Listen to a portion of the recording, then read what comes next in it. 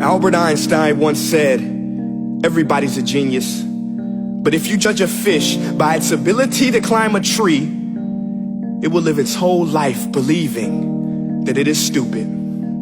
Ladies and gentlemen of the jury, today on trial we have modern day schooling. Glad you could come. Not only does he make fish climb trees, but also makes them climb down and do a 10-mile run. Tell me, school, are you proud of the things you've done? Turning millions of people into robots, do you find that fun? Do you realize how many kids relate to that fish?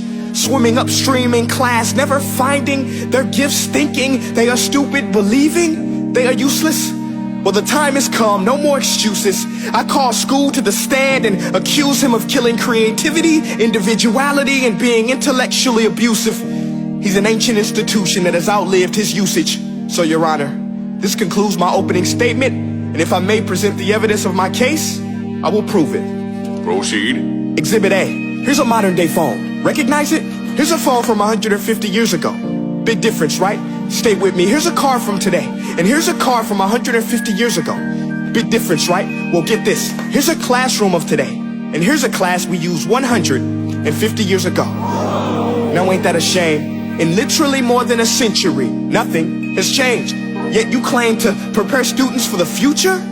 But with evidence like that, I must ask, do you prepare students for the future or the past?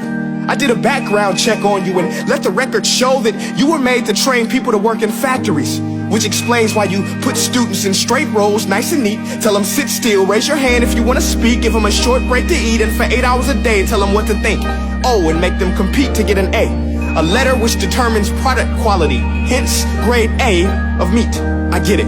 Back then, times were different. We all have a past. I myself am no Gandhi. But today, we don't need to make robot zombies. The world has progressed. And now we need people who think creatively, innovatively, critically, independently, with the ability to connect. See, every scientist will tell you that no two brains are the same. And every parent with 2 or more children will confirm that claim. So please explain why you treat students like cookie cutter frames or snapback hats, giving them this one-size-fits-all crap. Watch your language. Sorry, Your Honor, but if a doctor prescribed the exact same medicine to all of his patients, the results will be tragic. So many people will get sick, yet when it comes to school, this is exactly what happens. This educational malpractice, where one teacher stands in front of 20 kids, each one having different strengths, different needs, different gifts, different dreams, and you teach the same thing the same way? That's horrific. Ladies and gentlemen, the defendant should not be acquitted. This may be one of the worst criminal offenses ever to be committed. And let's mention the way you treat your employees. Objection. Overruled. I want to hear this. It's a shame. I mean, teachers have the most important job on the planet, yet they're underpaid? No wonder so many students are short-changed. Let's be honest, teachers should earn just as much as doctors, because a doctor can do heart surgery and save the life of a kid, but a great teacher can reach the heart of that kid and allow him to truly live. See, teachers are heroes that often get blamed, but they're not the problem. They work in a system without many options or rights. Curriculums are created by policymakers, most of which have never taught a day in their life. Just obsessed with standardized tests. They think bubbling in a multiple choice question will determine success. That's outlandish. In fact, these tests are too cruel to be used and should be abandoned, but don't take my word for it. Take Frederick J. Kelly, the man who invented standardized testing, who said, and I quote, "These tests are too cruel to be used and should be abandoned." Ladies and gentlemen of the jury, if we continue down this road, the results will be lethal. I don't have much faith in school, but I do have faith in people. And if we can customize healthcare, cars, and Facebook pages, then it is our duty to do the same for education, to upgrade it, change it, do away with school spirit, because that's useless. Unless we're working to bring the spirit out of each and every student, that should be our task.